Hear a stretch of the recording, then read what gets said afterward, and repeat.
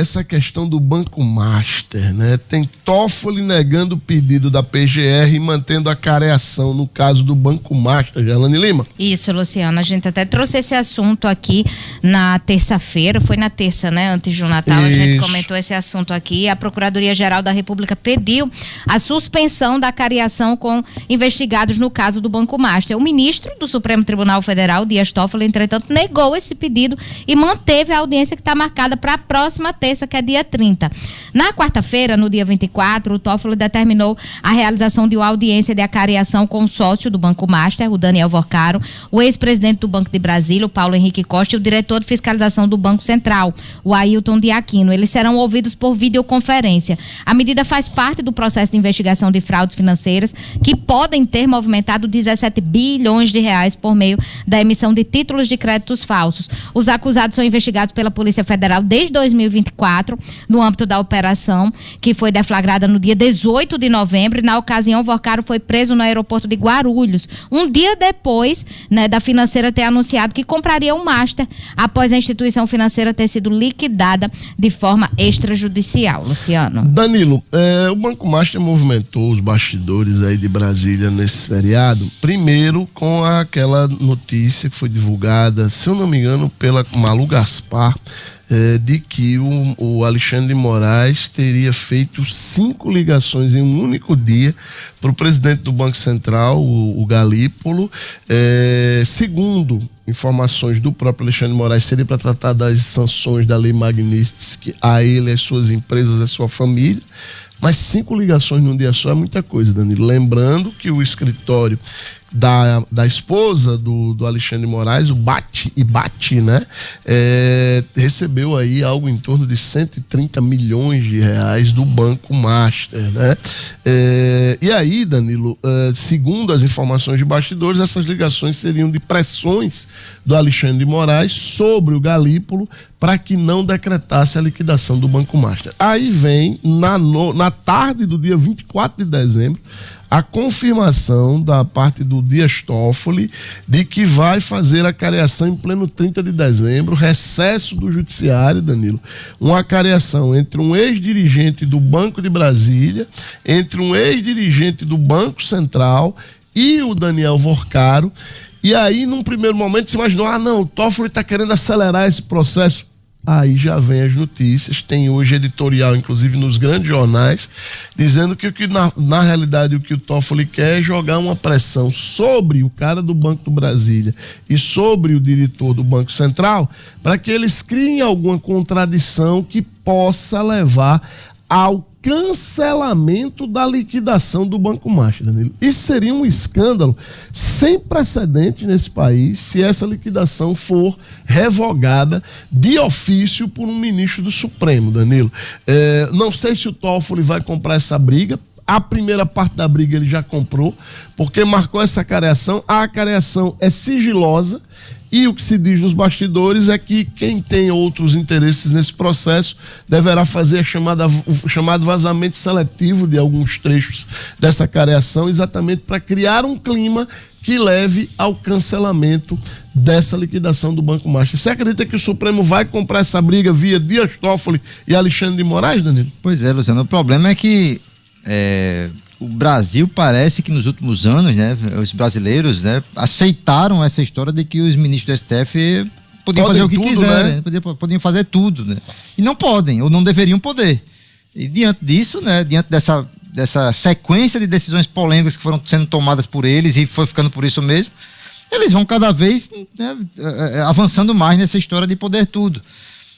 Tá aí esse escândalo, né? Ora, há quanto tempo já não se comenta que o ministro Alexandre de Moraes tem tomado decisões questionáveis? Acho que deve ter alguma coisa no roteiro ainda sobre Alexandre de Moraes, é tudo junto agora. Não, é tudo junto. Pois há quanto tempo já não se comenta de Alexandre de Moraes sobre essas decisões questionáveis? E aí, de repente, vem a Malu Gaspar e aquela história, né? Ora, a Malu Gaspar falou e todo mundo prestou atenção no que estava acontecendo com o Alexandre de Moraes, né? Finalmente, né? Que bom que todo mundo prestou atenção. Antes tarde do que nunca. Os negócios, entre aspas, aí, os contratos, né, melhor dizendo, envolvendo esse escritório da esposa de Alexandre de Moraes já são citados há muito tempo. O Roberto Jefferson já falava disso fazia uns 2 anos. É verdade. O Roberto Jefferson ele foi preso, inclusive, por causa entre outras coisas, ironizar a esposa de Alexandre de Moraes e o Alexandre de Moraes. Viviane, né? Por causa de vários questionamentos que ele fazia, então, sobre isso. Não que não estivessem, que Roberto Jefferson estivesse correto, mas é algo que já vinha sendo dito, né, há muito tempo. Né? A gente não sabe o que é correto e o que é errado nessa história até agora. O fato é que a um ministro da Suprema Corte, Luciano, não se permite a dúvida. O ministro da Suprema Corte, ele tem que estar ali cercado de credibilidade, sim, porque afinal de contas é eles que vão decidir tudo no país, ou quase tudo que acontece no país. Se eles estão lá e a gente não sabe se eles estão decidindo de acordo com a Constituição, de acordo com o pensamento deles, né? Se há essa mínima dúvida, já é perigoso, no mínimo, para a democracia, em que eles tanto dizem defender. Esse é o problema que vive hoje o Brasil com essa polêmica em toda a Suprema Corte. Aí vai lá o Dias Toffoli, né? Toma uma decisão como essa, uma decisão bem estranha, no mínimo, para dizer o mínimo em relação a isso. Como é que você vai fazer uma cariação antes de eles fazerem o depoimento, né? Para confrontar as informações? Isso juridicamente não tem muito sentido. Por isso que o PGR pediu o cancelamento da cariação. Primeiro vamos ouvir o depoimento deles. Depois a gente faz a cariação para chocar as informações. Mas não, né? Parece que é uma preocupação excessiva de fazer logo a cariação, Deus sabe lá por quê, e daí tomar alguma decisão em torno do que vai vir de informação desse encontro. O fato é que está tudo muito nebuloso, sim, em torno dessa história do Banco Master. É gravíssima a suspeita, né, em cima do Alexandre Moraes. Ele emitiu para você ter uma ideia, né? Ele emitiu 3 notas sobre o mesmo assunto, em, 2 dias.